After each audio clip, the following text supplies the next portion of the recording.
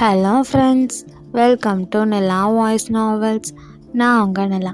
இப்போ நம்ம பார்த்துட்ருக்க கதை அவனுக்கு நிகரவல், எபிசோட் 70. வாங்க கதைக்குள்ளே போகலாம்.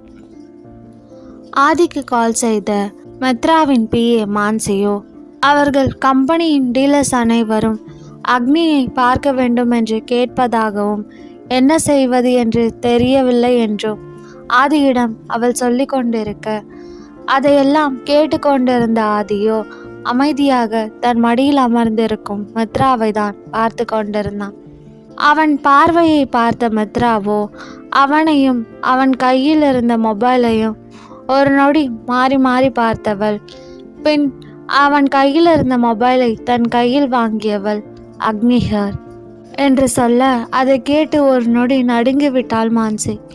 ஏனென்றால் மற்றவர்களுக்கு தான் அக்னி இறந்து விட்டது தெரியாது, ஆனால் மான்சிக்கு நன்றாகவே தெரியும். அப்படி இருக்கும் பொழுது கிட்டத்தட்ட 5 ஆண்டுகள் கழித்து அவள் அக்னியின் குரலை கேட்டால் அவள் அதிர்ச்சியாக தானே செய்வாள். அந்த அதிர்ச்சியில்தான் பேச்சற்று நின்றிருந்தாள் மான்சி.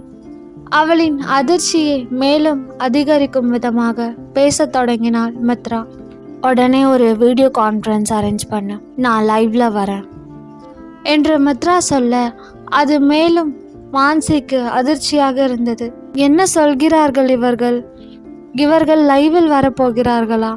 அப்படி என்றால் நிஜமாகவே இப்பொழுது என்னிடம் பேசிக்கொண்டிருப்பது அக்னி மேடமா என்று தன் மனதிற்குள் நினைத்தவளுக்கு சத்தியமாக அதை நம்பவே முடியவில்லை. அதில் திக்கி திணறி மாம் நீங்க என்று அவள் ஏதோ பேச வர அவளின் பதற்றத்தின் காரணத்தை உணர்ந்தவள், உனக்கு தேவையில்லாமல் கிளாரிஃபிகேஷன் கொடுக்கலாம், எனக்கு டைம் இல்லை, நான் சொன்னதை செய், இன்னும் 10 நிமிஷத்தில் எல்லாத்தையும் ரெடி பண்ணிவிட்டு எனக்கு கால் பண்ணு என்று சொன்னவள் காலை கட் செய்து விட்டாள். காலை கட் செய்த மித்ரா நிமிர்ந்து தன்னையே பார்த்து கொண்டிருந்த ஆதியை பார்க்க அவனோ இதழில் உறைந்த சிறு புன்னகையுடன் அவளை தான் பார்த்து கொண்டிருந்தான். அவனை பார்த்த மித்ராவோ தன் ஒற்றை புருவம் உயர்த்தி என்னவென்று கேட்க அவளை பார்த்து லேசாக சிரித்தவனும் சோ அக்னி இஸ் பேக் என்று கேட்க அவனை பார்த்து அழகாக சிரித்த மித்ராவோ, அக்னி எப்போவும் அக்னி தான் தேவ், அவள் அப்படியே தான் இருக்கா. என்ன இது வரைக்கும் நம்ம குழந்தைங்களை பாதுகாக்கிற விஷயத்தில் மட்டும் நான் அக்னியாக நடந்துக்கிட்டேன், இனி மொத்தமாகவே அக்னியாக மாறப்போகிறேன். ஏற்கனவே 2 தடவை மரணத்துக்கிட்ட போயிட்டு வந்துட்டேன் தேவ். இதுக்கப்புறம் எனக்கு என்னோட மரணத்தை நினச்செல்லாம் பயம் இல்லை. ஆனால் நான் சாகணும்னு நினச்ச ஒவ்வொருத்தரும் இனி மரண பயத்தில் வாழ போகிறாங்க.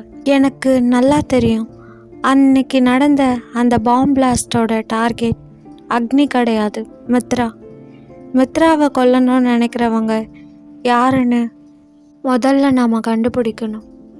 இனிமே தான் அக்னியோட ரியல் கேமே ஸ்டார்ட் ஆக போகுது என்று மித்ரா சொல்ல அவளுக்கு லேசாக தலையசைத்தவனோ, அப்போது சென்னைக்கு வரப்போறியாடி என்று கேட்க அவனுக்கு இல்லை என்பது போல் இடவலமாக தலையசைத்தவள், இப்போதைக்கு நான் உயிரோடு இருக்கிற விஷயம் யாருக்கும் தெரியக்கூடாததே, நம்ம ஃபேமிலிக்கும் சேர்த்து தான் சொல்கிறேன் என்று சொல்ல அதில் ஒரு நொடி குழம்பிய ஆதி, ஆனால் வேதா வர்ஷனிலாம் ரொம்ப பாவண்டி என்று சொல்ல அதை கேட்டு ஒரு பெருமூச்சை விட்டவளோ, எனக்கு தெரியும் தேவ், என்னை அவங்க எவ்வளோ மிஸ் பண்ணுவாங்கன்னு என்று மித்ரா வாடிய முகத்துடன் சொல்ல அவள் முகத்தை தன் கைகளில் ஏந்தியவன், நீ அங்கே வரணும் அம்மு, உன்னை திரும்ப பார்த்தாதான் உன்னை அழிக்கணும்னு நினச்சவங்களும் வெளியே வருவாங்க என்று சொல்ல ஒரு நொடி யோசித்த மித்ரா, அது கரெக்டு தான் தேவ், ஆனால் நான் மித்ராவா அங்கே வந்தா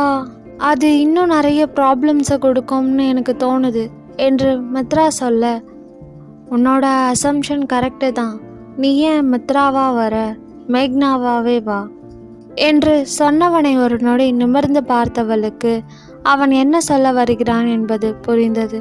அதில் லேசாக தன் இதழ் விரித்து சிரித்தாள் மித்ரா. ஓகே, ஆனால் இதை நம்ம மட்டும் பண்ண வேண்டாம் என்று சொல்ல அவங்க 4 பேரையும் நான் தனியாக மீட் பண்ண அரேஞ்ச் பண்ணுறேன் என்று ஆதி சொல்ல, நான் ஆல்ரெடி பிளான் பண்ணிட்டேன் தேவ், எப்படி அவங்கள மீட் பண்ணணும்னு. நீ அதை எக்ஸிக்யூட் பண்ணால் மட்டும் போதும் என்று சொன்னவள் அவள் பிளானை சொல்ல, அதை கேட்டு அவளை முறைத்தான் ஆதி. என்னாச்சு, அவ்வளோ மொக்கையாவா இருக்கு என்று கேட்க, அவளை மேலும் முறைத்தவனோ, இப்படி எந்த பிளானை போட்டு உனக்கு என்ன பார்க்க ட்ரை பண்ணணும்னு தோணலல்ல என்று கேட்க, அதில் அவனை பார்த்து சிரித்த மித்ராவோ அவன் மடியிலிருந்து இறங்க பார்த்தாள். ஆனால் அவளை இறங்க விடாமல் அவள் இடைவளைத்து தன்னோடு சேர்த்து அணைத்து கொண்ட ஆதியோ அவளின் ஆடைக்குள் தன் கைகளை விட, ஆனால் மித்ரா எதுவும் சொல்லாமல் அமைதியாக அவனை தான் பார்த்து கொண்டிருந்தாள். அதை உணர்ந்த ஆதியோ அவளின் விழி பார்த்தவன், என்னாச்சடி, என் கையை தட்டி விடலை, என்னை அடிக்கலை என்று நக்கலாக கேட்க, அவனை பார்த்து முறைத்தவளோ, நான் எதுக்கு தட்டி விடணும், நீ என்ன பண்ண ட்ரை பண்ணுறன்னு தான் எனக்கு தெரியுமே என்று சொல்ல, அவள் ஆடைக்குள் இருந்த தாலியை எடுத்து வெளியில் விட்டவன் அவளை பார்த்து, அன்னைக்கும் தான் நான் என்ன பண்ண ட்ரை பண்ணேன்னு உனக்கு தெரியும், அப்படி இருந்தும் மேடம் என்ன உமனைசர்னு தானே சொன்னீங்க என்று கேட்க, அதில் தெரு தெருவென்று விழித்த மித்ராவோ அவனின் கன்னங்களை பற்றியவள், சாரிடா என்று சொல்ல, அவளின் கைகளை தட்டிவிட்டவனோ அவள் தாலியை கைகளில் ஏந்தி அதில் தன் விரலை வைத்தான். அவனின் விரலின் அருகில் தன் விரலையும் வைத்தாள் மித்ரா. அப்பொழுது அந்த தாலி செயினில் மித்ரா மற்றும் ஆதியின் திருமண புகைப்படம் தோன்றியது.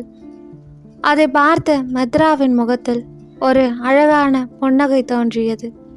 அதையே ஆசையுடன் பார்த்து கொண்டிருந்தவள், திரும்பவும் இந்த செயினில் இந்த ஃபோட்டோவை நான் பார்க்கவே மாட்டேன்னு நினச்சேன் தெரியுமா தேவ் என்று மித்ரா சொல்ல, அப்பொழுது ஆதி ஏதோ பேச வர சரியாக அவனின் மொபைல் அடித்தது. மான்சி தான் மீண்டும் அழைத்திருந்தாள். அதை பார்த்த மித்ராவோ, மீட்டிங் அரேஞ்ச் பண்ணியாச்சு போல, சரி ஓகே, நான் இந்த மீட்டிங் முடிச்சுட்டு வரேன், நீ கீழே குழந்தைங்க கூட இரு என்று சொல்ல, அவளை பார்த்து இல்லை என்பது போல் இடவலமாக தலையசைத்த ஆதியோ அவள் அணிந்திருந்த டிஷர்ட்டிற்குள் கைவிட்டவன் அவளின் வெற்றிடையை தன் இரு கரங்களால் இறுக்கி பற்றி கொண்டு அவளின் விழி பார்த்தவன், நான் உன் கூட இருக்கும்போது வேற எதை பற்றியும் யோசிக்காத பொண்டாட்டி என்று சொல்ல, மித்ராவோ மனதிற்குள் இது என்னடா வம்பா போச்சு என்று நினைத்தவள் அவனிடம் தேவ் மீட்டிங் என்று ஏதோ பேச வர, ஆனால் சட்டென்று அவளின் இதழை சிறை செய்தான் ஆதி. பின் அவளை விடுவித்தவன் அவளின் விழிகளை பார்த்து, இன்னைக்கு வெளியே போகலாம், சாரி கட்டாமோ, நான் வந்து பார்க்குற வரைக்கும் உன் ஹிப்பா மறைக்காத என்று அவளின் வெற்றிடையை வருடி கொண்டே அவன் சொல்ல, ஆனால் அவன் சொல்வதையெல்லாம் கேட்டுக்கொண்டிருந்தவள்தான் அதிர்ச்சியில் உறைந்து போயிருந்தாள். அதையெல்லாம் கண்டு கொள்ளாத ஆதியோ அவளின் நெற்றியில் முத்தமிட்டவன், சீக்கிரமாக மீட்டிங் முடிச்சுட்டு ரெடி ஆகிடு, நான் கொஞ்ச நேரத்தில் வரேன், அப்புறம் நீ தான் இனி எனக்கு சமைச்சு கொடுக்கணும், நான் என்னெல்லாம் சொல்கிறேனோ அதெல்லாம் செய்யணும், இதெல்லாம் நீ இவ்வளோ நாள் என்னை கஷ்டப்படுத்தினதுக்கான பனிஷ்மெண்ட். கடவுளே, இன்னும் இவன் என்னெல்லாம் பண்ண போகிறான்னு தெரியலையே என்று தன் மனதிற்குள் நினைத்தவள் நிமிர்ந்து மேலே பார்த்து, கடவுளே, இவன்கிட்ட இருந்து எனக்கு விடுதலையே இல்லையா கேட்க, ஆனால் அவளின் இந்த புலம்பலை கேட்டு அவளை முறைத்த கடவுளோ, ஆல்ரெடி அவன்கிட்ட இருந்து எஸ்கேப் ஆக உனக்கு அழகாக ஒரு சான்ஸ் கொடுத்த, நீ அவன்கிட்ட இருந்து தப்பிக்கிறத விட்டுட்டு இப்போ திரும்பவும் அவன்கிட்டே வந்து மாட்டிக்கிட்டு என்னை காப்பாத்துன்னு சொன்னால் நான் என்ன பண்ணுறது? நான்லாம் இதுக்கு மேலே எதுவும் பண்ண முடியாது, நான் கொடுத்த சான்ஸையும் நீ யூஸ் பண்ணிக்கல, இனி உன் தலையெழுத்த அவன் தான், இதுக்கப்புறம் அவன்கிட்ட இருந்து உன்னை பிரிக்க நினச்சா அப்புறம் அவன் என்கிட்ட சண்டைக்கு வருவான், இதுக்கு மேலாம் என்னால் எதுவும் பண்ண முடியாது என்று சொன்ன கடவுளோ மித்ராவின் புலம்பலை காதில் கூட வாங்கவில்லை. மேலே பார்த்து மனதிற்குள்ளேயே ஏதோ புலம்பிக் கொண்டவளின் முன் சொடக்கிட்டு அழைத்த ஆதியோ, என்ன வேண்டுதல் பலமோ, என்னதான் அப்ளிகேஷன் போட்டாலும் இனி என்கிட்ட இருந்து யாராலையும் காப்பாற்ற முடியாது, அதனால் தேவையில்லாமல் இதையும் ட்ரை பண்ணாதாமோ என்று அவளின் கண்ணம் பற்றி கூறியவன் அந்த அறையிலிருந்து வெளியில் சென்று விட்டான். அவன் கதவை சாற்றிவிட்டு சென்ற பின்னும் கூட மூடிய அந்த கதவையே பார்த்து கொண்டிருந்த மித்ராவோ மனதில் ஆதியை வறுத்தெடுத்து கொண்டிருந்தாள். அதன்பின் அக்னியாக மாறியவள் அந்த மீட்டிங்கை அட்டன் செய்வதற்காக லேப்டாப்பை ஆன் செய்ய, அப்பொழுது அந்த கான்ஃபரன்ஸ் ஹாலில் அனைவரும் கத்திக் கொண்டிருந்தார்கள். என்ன, லைவ்ல அக்னி மேடம் வருவாங்கன்னு சொல்லிட்டு தானே இந்த மீட்டிங் அரேஞ்ச் பண்ணீங்க, எங்க இன்னும் வரலையே என்று ஒருவர் கேட்க என்ன சொல்வது என்று தெரியாமல் முழித்து கொண்டிருந்தாள் மான்சி. இது எழுந்த ஒரு நபரோ, என்னாலாம் இதுக்கு மேலே இங்கே இருக்க முடியாது, நீங்கள் என்ன நினச்சிட்டு இருக்கீங்க, கிட்டத்தட்ட 5 வருஷமா எங்களை ஏமாத்திக்கிட்டு இருக்கீங்க, அக்னி மேடம் இங்கே இருக்காங்க அங்கே இருக்காங்கன்னு சொல்லிட்டு இப்போ லைவ்னு சொல்கிறீங்க, ஆனால் வரவே இல்லை. அட்லீஸ்ட் அவங்க உயிரோடவாவது இருக்காங்களா இல்லையா? நீங்கெல்லாம் பண்ணுறத பார்த்தா அக்னி மேடம் உயிரோடவே இல்லை போலையே என்று அவர் கேட்க, அப்பொழுது சரியாக, நான் சாகணும்னு உங்களுக்கு அவ்வளோ ஆசையா மிஸ்டர் விஸ்வநாதன் என்ற அக்னியின் கம்பீர குரல் கேட்டது. அந்த குரலை கேட்டவரோ ஒரு நொடி நடுங்கி விட்டார். ஏன், அங்கிருந்த அத்தனை பேருக்கும் பதற்றம் தொற்றி கொண்டது. அதில் அனைவரும் ஒரு சேர அந்த குரல் வந்த திசையை திரும்பி பார்க்க, அங்கே அவர்களுக்கு எதிரில் இருந்த அந்த பெரிய ஸ்கிரீனில் தோன்றினாள் மித்ரா. அவளை பார்த்த அங்கிருந்த ஒவ்வொருவரின் உடலும் நடுக்கம் கொண்டது. இவ்வளவு நேரம் வாய் ஓயாமல் பேசிக்கொண்டிருந்தவர்களின் வாயெல்லாம் கம் போட்டது போல் சட்டென்று மூடிக்கொண்டது. அதில் அனைவரும் விழி விரித்து மித்ராவை தான் அதிர்ச்சியுடன் பார்த்து கொண்டிருந்தார்கள். அங்கிருந்த பல பேர் என்ன நினைத்தார்கள் என்றால், அக்னி பிசினஸை விட்டு சென்று விட்டதாகவும் இனி திரும்ப வரமாட்டாள் என்றும் நினைத்தார்கள். மற்றும் சிலர் அவள் உயிருடனே இல்லை என்றும், எங்கு அது வெளியில் தெரிந்தால் அவர்களின் பிஸ்னஸ் நஷ்டமாகிவிடும் என்று அதை மறைத்து இவர்களை நடத்தி கொண்டிருக்கிறார்கள் என்றும் நினைத்தார்கள். ஆனால் இப்பொழுது அவர்களுக்கு கண்ணின் முன்னால் அக்னி அதே பழைய கம்பீரத்துடன் தோன்றியிருப்பதை பார்த்தவர்களுக்கு ஒரு நொடி உடல் நடுக்கம் கொண்டது. அதில் மித்ராவை பயத்துடன் பார்த்த விஸ்வநாதனும், அப்படியெல்லாம் எதுவும் இல்லை மேடம் என்று சொல்ல, அப்போ வேற எப்படி மிஸ்டர் என்று நக்கலாக கேட்டாள் மித்ரா. இல்லை மேடம், ரொம்ப வருஷமா அவங்கள பார்க்க முடியல என்று அவர் சொல்ல, ஒரு நொடி அங்கிருந்த அத்தனை பேரையும் அழுத்தமாக பார்த்த மித்ராவோ, என்னை பார்க்கணும், இல்லைன்னா டீலெல்லாம் கேன்சல் பண்ணிட்டு போயிடுவேன்னு நீங்கள் எல்லாம் சண்டை போட்டதா மிஸ் மான்சி சொன்னாங்க என்று கேட்க, அதில் ஒவ்வொருவரின் உடலும் உதறல் எடுத்தது. மேலும் அவர்களை அழுத்தமாக பார்த்தவளோ, அப்படி யாரும் கஷ்டப்பட்டு என் கம்பெனியோட எந்த டீலும் வச்சுக்க வேண்டாம், யூ கேன் லீவ் என்று அக்னி சொன்னதை கேட்டவர்களின் முகம் ஒரு நொடி வெளிரி போனது. ஏனென்றால் ஃபீனிக்ஸ் குரூப்ஸுடன் அவர்கள் போட்டிருக்கும் அந்த டீலை கேன்சல் செய்தால் அவர்களுக்கு பல கோடி நஷ்டமாகும். அதையெல்லாம் உணர்ந்தவர்கள் முகம் வெளிரி அமைதியாக அமர்ந்திருக்க, அவர்களை எல்லாம் ஏளனமாக பார்த்த மித்ராவோ, என்ன போங்கன்னு சொன்ன உடனே உங்களோட லாஸ் எல்லாம் உங்கள் கண்ணு முன்னாடி வந்து நிற்குதா என்று கேட்டவள் அவர்களை முறைத்துவிட்டு, உங்கள் வேலையெல்லாம் கரெக்டாக நடக்குது, டைமுக்கு உங்களுக்கு வர வேண்டிய ப்ராஃபிட் வந்து சேருது, அப்புறம் இன்னும் என்ன வேணும் உங்களுக்கு, நீங்கள் எதுக்கு என்ன பார்க்கணும், உங்கள் யாரையும் நான் தேடி வரல, நீங்கள் தான் என் கம்பெனியோட டீல் வச்சுக்கணும்னு சொல்லிட்டு என்ன தேடி வந்திருக்கீங்க. அப்படி இருக்கிறப்போ உங்கள் ஒவ்வொருத்தரையும் என்ன தேடி வந்து நான் பார்க்கணுமா என்று மித்ரா அழுத்தமாக கேட்க, அதில் அங்கிருந்த ஒவ்வொருவருக்கும் பயம் தோன்றியது.